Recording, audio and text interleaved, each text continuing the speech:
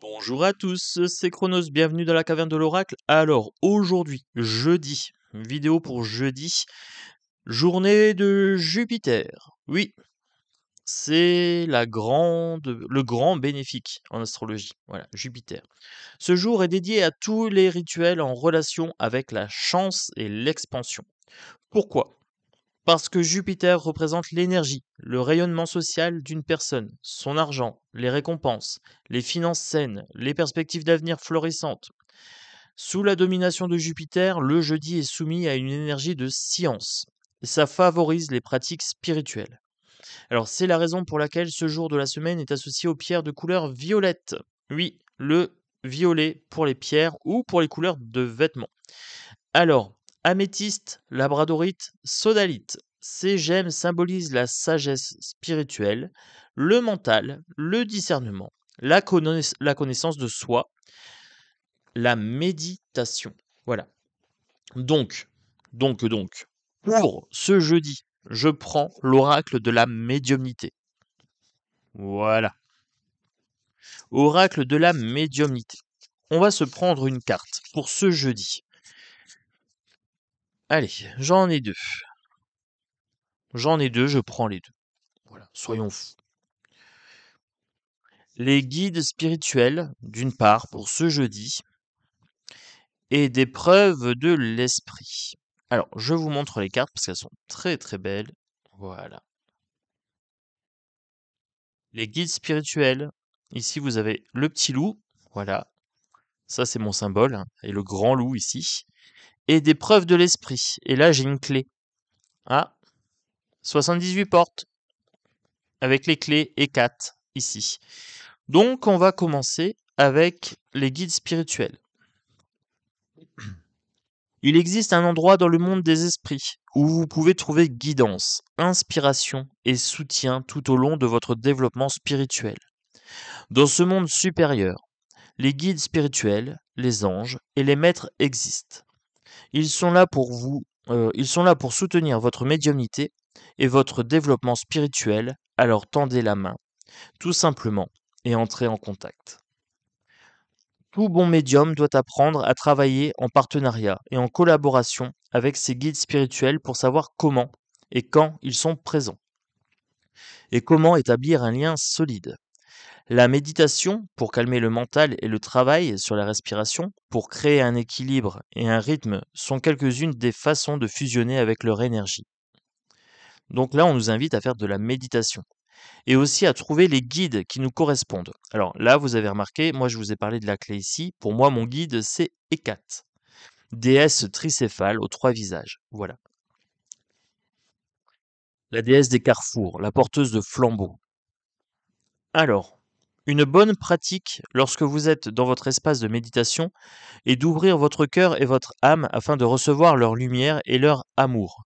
Lorsque vous ressentez leur présence, inspirez leur énergie pour leur permettre d'entrer en contact avec vous. Au fur et à mesure du développement de votre relation, vous découvrirez que vos guides vous offrent de l'inspiration, de nouvelles façons de penser et des méthodologies pour guérir. Invitez vos guides à se connecter tout au long de la journée peut apporter assurance, grâce et aisance dans le flot de votre vie. Si vous ne savez pas quoi demander au début en guise de conseil, faites simplement confiance à vos guides pour vous offrir soutien et direction. Sachez qu'ils n'interviendront pas dans les leçons que la vie est censée vous apprendre. N'oubliez pas de faire honneur à tous les bienfaits et à la sagesse que vos guides apportent. Donc pour ce jeudi, je vous invite, les cartes vous invitent, à méditer et pourquoi pas aller chercher aussi sur Internet peut-être les guides qui pourraient vous inspirer. Alors, qu'est-ce que ça veut dire, ça, Chronos? Eh bien, si vous voulez travailler avec les rêves, vous mettez dans Google ou dans votre moteur de recherche Dieu rêve. Voilà. Et vous regardez. Alors, vous allez tomber certainement sur Morphée ou Morpheus, hein, le marchand de sable aussi. Donc, si vous mettez défunt, Dieu des défunts, vous pouvez avoir le dieu de la mort, par exemple, Hadès. Moi, je suis très branché mythologie grecque. Voilà, donc je vous l'ai dit comme ça. Donc moi, mes guides, Quand je veux travailler avec les défunts, je travaille avec Hadès ou avec Thanatos, le dieu de la mort. Si je veux travailler avec le temps, je travaille avec Chronos. Si je veux travailler l'amour, alors là, je peux travailler avec Aphrodite ou je peux travailler avec Vénus. Voilà. C'est la même entité, mais c'est pas la même mythologie. Mythologie grecque ou mythologie romaine. Vous pouvez également aller chercher dans les mythologies celtiques. Quand je travaille avec les corbeaux, je travaille avec Odin, les deux corbeaux. Voilà. Prouvez votre divinité ou vos divinités. Vous pouvez imprimer aussi, par exemple, des images ou acheter une petite posture, faire un hôtel. Par exemple, pour Hécate, acheter des jeux particuliers. Trouver des symboles. Moi, j'ai une petite clé, par exemple, par-ci, par-là. Là, j'ai une clé. Vous voyez tout de suite, hop, quand je vois ce contact, moi, j'ai l'habitude de travailler avec Hécate, la déesse des intersections, des choix, les choix à faire. Donc, du coup, dès que je vois la clé, hop, c'est comme si j'avais un message. Intuitivement, hein, je me dis, là, j'ai un truc. Ok, là, ok. Une fois que vous avez trouvé votre déité, vous pouvez noter sur un journal. Hein. Vous notez ses caractéristiques. Si vous voulez lui faire des offrandes, vous pouvez lui faire des offrandes, bien sûr. C'est pas forcément des offrandes matérielles. Vous pouvez lui chanter quelque chose. Vous pouvez lui déclarer un poème. Vous pouvez lui écrire quelque chose. Voilà. Ou vous pouvez faire un repas en son honneur. Préparer quelque chose que elle apprécierait. Par exemple, Hécate adore les gâteaux au miel. Donc je peux me faire un gâteau au miel et le manger en son honneur. Voyez. Donc il y a plein de choses à faire hyper sympas. Renseignez-vous comment vous pouvez créer un hôtel pour la divinité avec laquelle vous travaillez. Donc, ça, plus la méditation.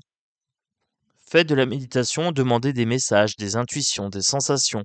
Focalisez votre esprit. Soyez calme, soyez serein. Soyez dans une pièce où vous avez tout éteint. Les téléphones, etc. La lumière. Vous avez votre petite bougie tranquille. Vous respirez, vous vous détendez. Soyez simplement sur votre respiration, calme et détendu. La respiration, c'est l'outil le plus facile. C'est celui que vous avez en fait tout le temps sur vous. Vous pouvez être sur votre respiration dans les transports en commun. Il faut juste pas méditer, pas faire de travail de respiration quand vous conduisez ou toute action qui nécessiterait votre attention. Si vous êtes en train de travailler, de scier quelque chose ou tout ça, n'allez pas être sur votre respiration. Soyez dans ce que vous faites. Par contre, si vous êtes dans les transports en commun et que vous avez du temps, respirez. Voilà. Vous êtes en train de lire un livre, vous pouvez respirer tranquillement.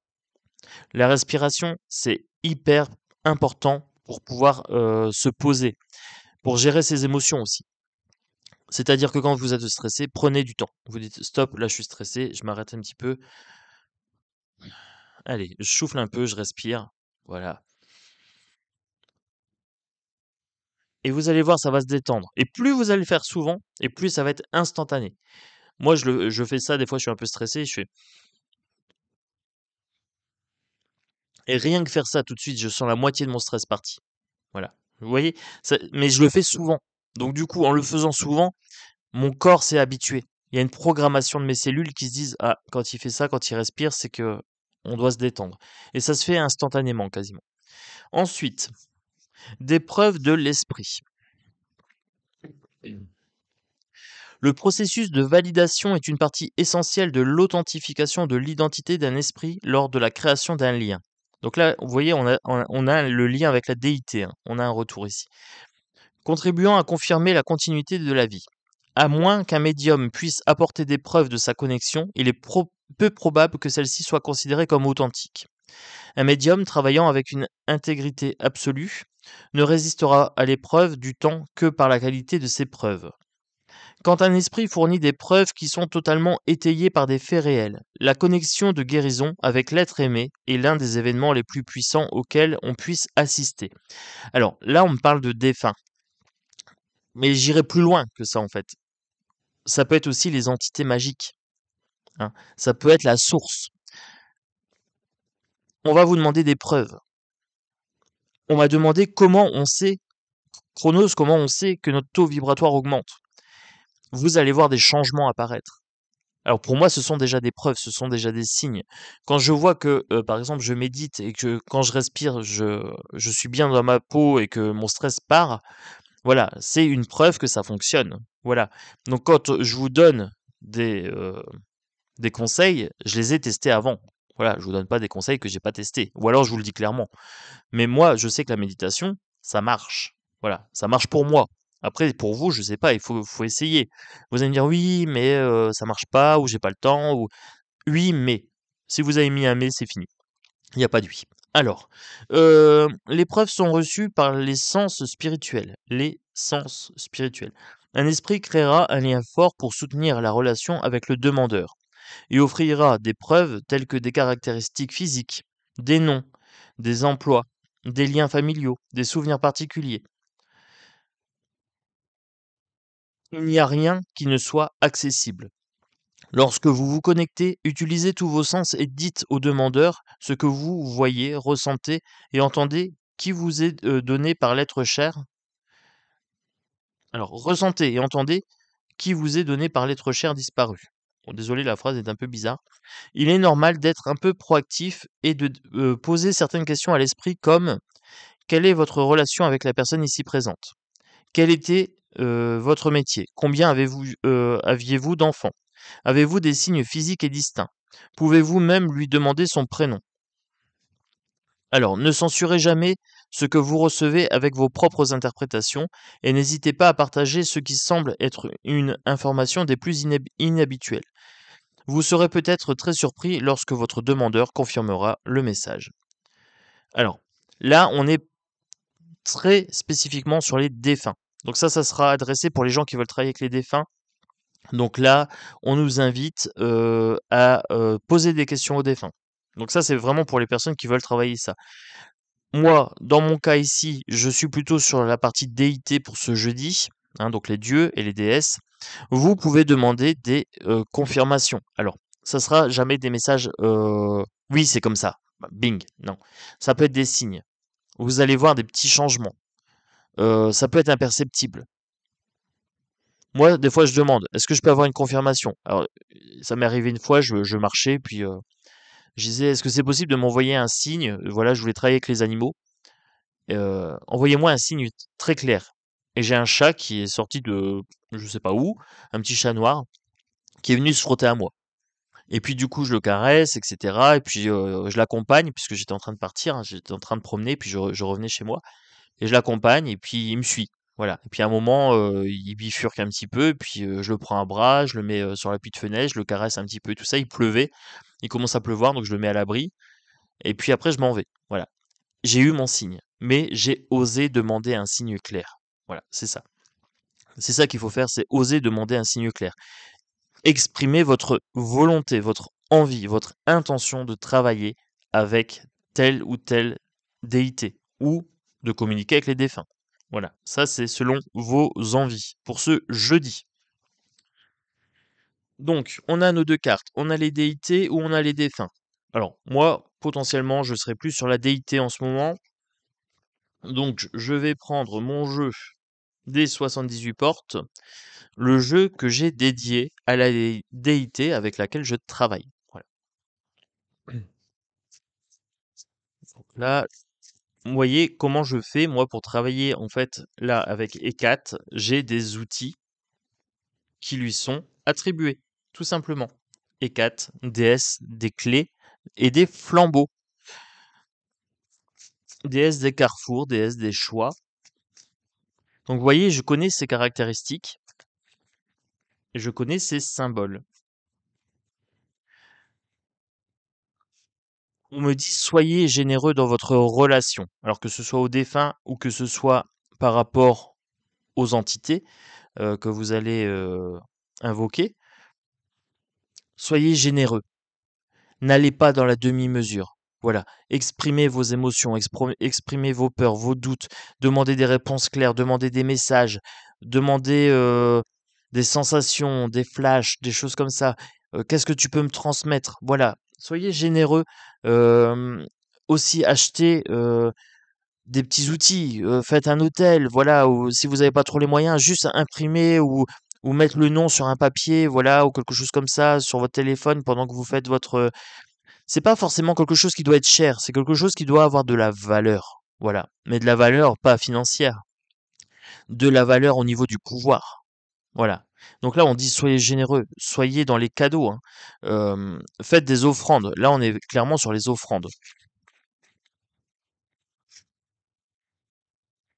C'est du travail. Alors, avec mon set de bâtons, c'est quelque chose de qui prend du temps. Voilà, et c'est quelque chose qui se fait de façon un petit peu intime. On doit pas le cacher, mais ça doit être discret. On doit pas se mettre en avant quand on le fait. Voilà. Faites vos rituels tranquillement. Voilà, sans en parler à personne. C'est entre vous et votre déité. Voilà. Et c'est quelque chose qui peut demander de l'effort. Donc ça demande de la générosité d'âme, et ça demande un effort, ça doit être une pratique régulière. Même si vous n'avez rien à demander, ne demandez rien, mais dites à votre déité, ou au dieu ou à la déesse que vous avez choisi, euh, et qui vous a choisi également. Voilà, aujourd'hui j'ai rien à demander, mais j'ai une pensée pour toi. Ça, c'est important. Faut pas aller que quand on a besoin de quelque chose. Le lien, c'est pas comme ça.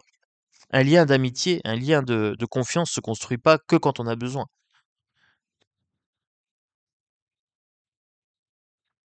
Ici, j'ai le 5 de calice. Donc des fois, on est un peu déçu parce qu'on demande des choses et ça arrive pas tout de suite. On se sent en danger. On a un intérieur en feu, ici avec cette carte, mais il faut voir aussi ce qu'on a, ce qui nous reste, les deux coupes restantes du 5 de calice. Là, on me dit, avec l'impératrice, soyez généreuse, soyez généreux, et ça sera fertile. Ça sera propice au résultat. Voilà, clairement, très très clairement ici. Alors, j'ai bien envie de prendre celle-ci. Écartez-vous du danger, faites face à vos peurs, ici. Donc là, on me dit de se mettre au calme. Voilà. Il faut pas se mettre en danger quand on fait les rituels, hein. Donc si on va dans les endroits un peu reculés, etc., faut faire attention à pas y aller seul et à pas trop s'exposer. Et après, il y a les peurs. Alors là, les entités, par contre, on me parle des entités. Si vous travaillez avec les défunts ici, avec cette carte des défunts, attention aux entités du bas astral. Voilà. Il y a des gens qui vont vous parler et ça sera pas les gens pour lesquels ils vont se faire passer. C'est ce qu'on est en train de me dire ici. Là, il faudra quand même se méfier. Là, j'ai un message clairement pour là. On me dit attention, danger avec le travail des défunts. Heu, Être bien préparé, voilà. Ayez les bonnes pierres sur vous, posez les bonnes questions. Il peut y avoir des filous astro, hein, des astrofilous.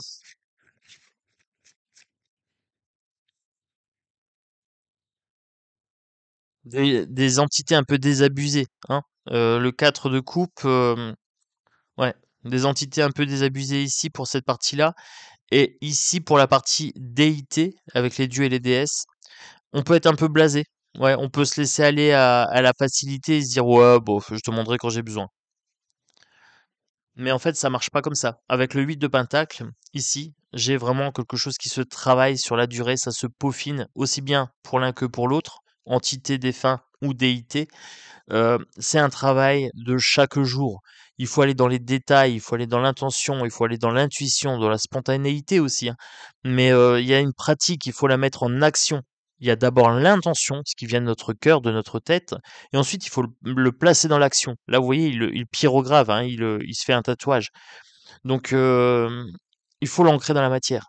Alors, je vous dis pas de vous faire tatouer, hein, mais il faut faire des actions en adéquation avec ce que vous voulez attirer dans votre vie. La méditation, bah, il faut se faire un petit coin méditation, par exemple. Si vous voulez travailler avec Ecat, avoir un jeu qui est en lien avec les clés ou les flambeaux ou les intersections, les croisements.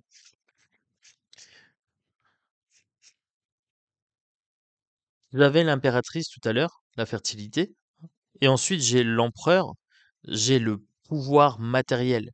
Donc j'ai bien la fertilité féminine, c'est féminin sacré et masculin sacré. Ici, faites preuve d'autorité. Asseyez vos croyances. Créez votre système de croyances personnel et ne négociez avec personne. Ça vous appartient. Ça vous appartient, les amis. Donc, Il n'y a pas de négociation à avoir. Par contre, là, on est bien dans la matière. Tout à l'heure, on était dans la fertilité féminin sacré, donc dans le ressenti. Et là, on est par contre dans l'action. Je veux travailler avec telle déité. Je me donne les moyens de le faire. Oui, ça prend du temps. Quand on fait une offrande, ça nous coûte quelque chose. Ça nous coûte de l'argent, ça nous coûte du temps, ça nous coûte de l'énergie. C'est normal. C'est une offrande. C'est quelque chose que l'on offre. Ça ne nécessite pas des offrandes très chères. C'est juste vraiment dans l'intention aussi. Si vous avez les moyens, faites quelques achats. Si vous n'avez pas les moyens, écrivez un poème, accordez-vous du temps et accordez à votre déesse ou à votre dieu du temps. Voilà. Et pareil pour les défunts. Si vous travaillez avec les défunts, il faut prendre du temps, être au calme, être tranquille. Comment vous voulez recevoir les messages si vous êtes toujours en foufelle, toujours en action? Non, là, il faut se poser. Pourquoi pas l'écriture automatique? Pourquoi pas avoir un stylo, un cahier, etc. C'est pareil, il faut investir. Comment vous travaillez avec vos défunts? Donc là, vous avez un tirage pour ce jeudi pour travailler avec les déités ou les défunts. Le petit pouce pour donner de la puissance à la vidéo, de la méditation et du calme pour atteindre vos objectifs. Prenez un papier, notez ce qui vous est soufflé, hein. Quel est l'outil à acheter, par exemple, ou quel est l'environnement à créer, qu'est-ce que je peux faire, quels sont les renseignements à glaner. Voilà, donc vous prenez des notes, hein. Vous savez, hein, moi je vous invite souvent à écrire parce que c'est important, ça met dans la matière vos intentions. Et ensuite, vous validez quand c'est fait. Donc moi, mon jeu pour E4, check, c'est fait. Mon jeu pour augmenter mes capacités, voilà, check, c'est fait. Faire des vidéos sur ma chaîne YouTube pour vous accompagner dans vos pratiques, vous donner des pistes, check, c'est fait. Alors, un petit pouce, check, mettez le petit pouce. Un abonnement, check, c'est fait. Tonton Chronos, c'est validé. Caverne de l'Oracle. Et maintenant, je prends mon petit stylo, check, je prends mon papier et je m'y mets. C'est parti. Et pour les gens qui veulent faire de la méditation, check, on y va. C'est parti les amis. Un bon jeudi et à vendredi pour le journal de l'amour. Ciao ciao.